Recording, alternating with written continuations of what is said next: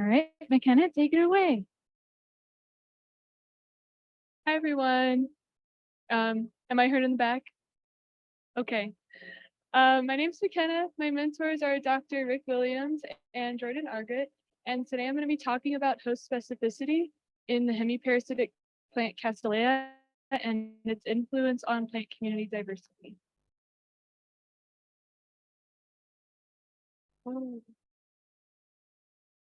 So, what is a hemiparasite?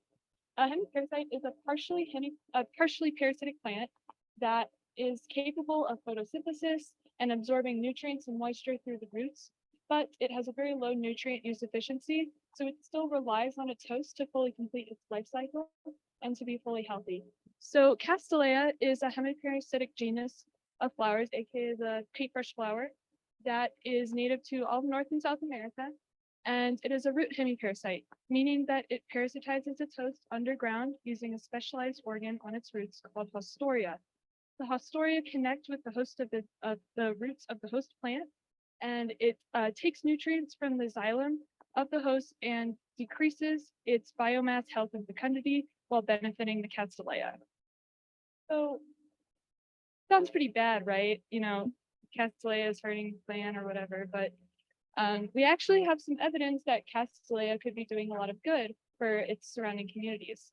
So Castilleja and hemiparasites in general are a very understudied group of organisms. But in Europe, there have been a few studies that have found evidence that Castilleja can actually increase the diversity of its surrounding community.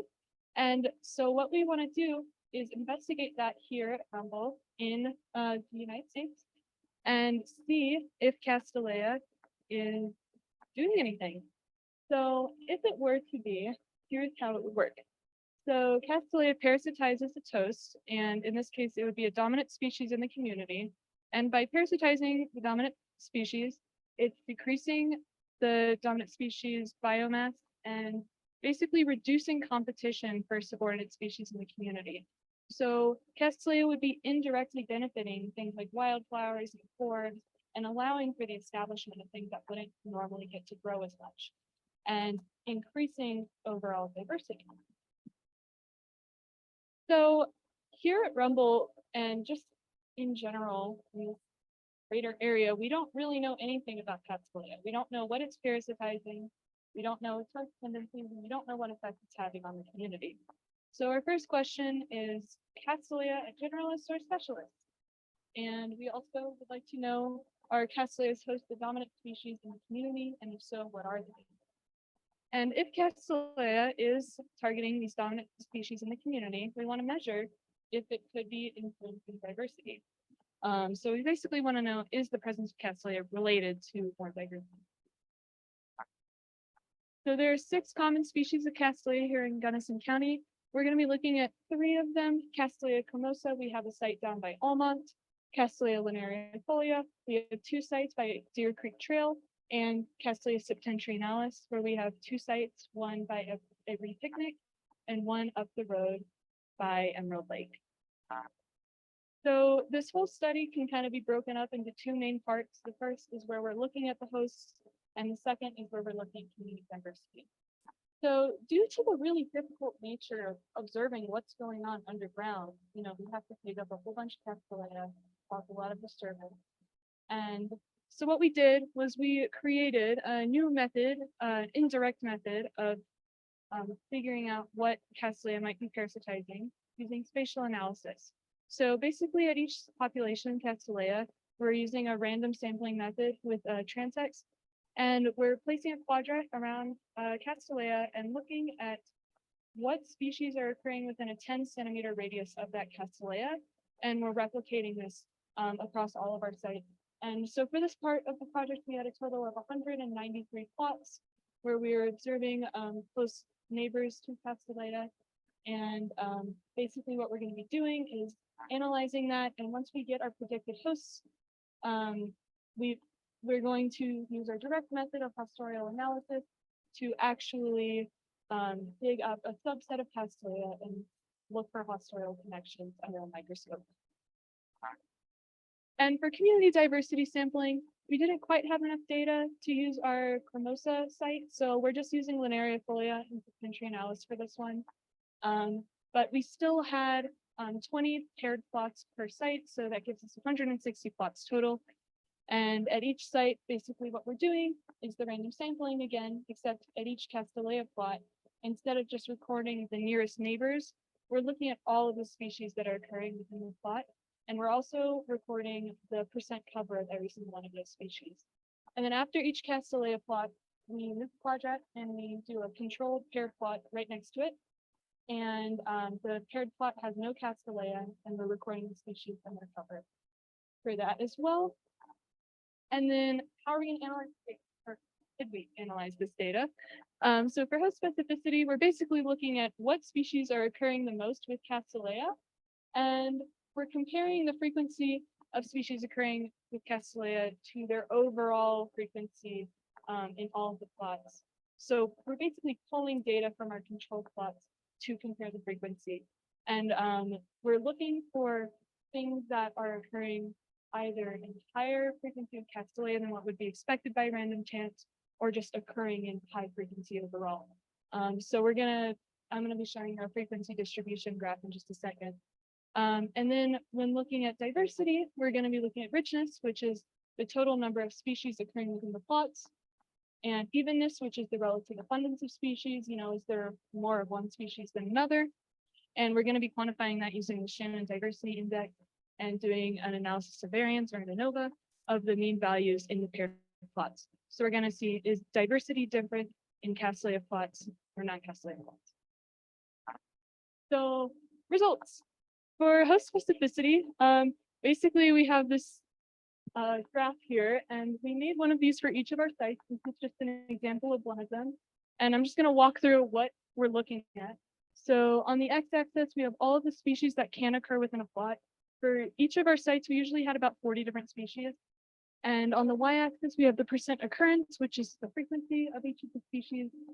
And then we have two different colored bars. The blue bars represent the frequency that the species is occurring in close proximity to Castilleja, and the orange bar is the frequency that it's occurring overall. So what we're seeing is a pretty high correlation between the species frequency and its occurrence with Castilleja. So what this means, or what this appears to mean, is that Castilleja is just occurring with the most abundant species in the community, or the most dominant species in the community. It's showing that Castilleja is a generalist. We have a couple exceptions. This one for Bromus and Ermis, it's occurring a lot more with Castilleja than what we would have expected by chance.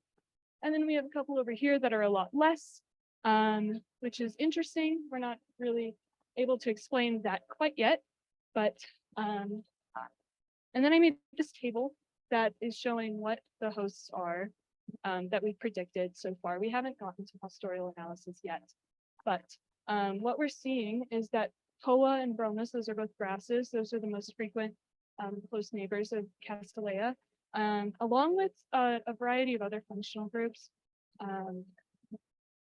But grasses are the most common right now. Okay, and now let's talk about the results for diversity. So first, we're going to be looking at species richness. Basically, each of these tables, this is for Linaria folia, that's for Septentrionalis. Down here, we have our two different sites for each species. And on the x-axis, we have species richness. So the higher the number, the more species that are occurring. And basically what we're seeing is that these red bars are the species richness in Castilleja plots, and the blue is species richness in non-Castilleja plots.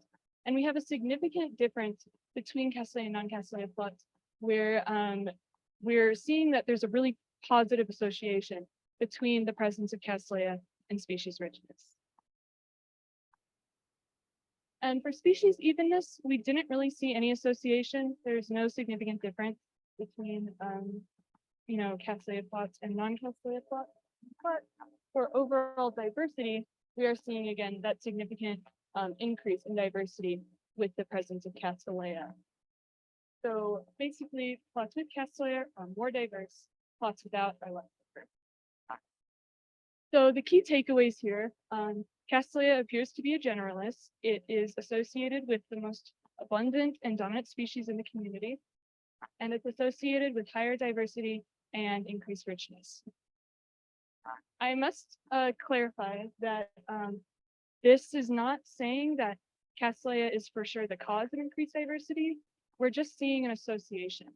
This is purely an observational study, and my project is a part of a larger project led by my mentor, who is actually doing a multi-year manipulative study to confirm that diversity is actually driven by the presence of Castilleja. And yeah, so basically in the future, I hope to further refine the spatial analysis method of, determining host specificity. That's something that we created ourselves. It hasn't really been done, and we put a lot of work into it, but it could be even better.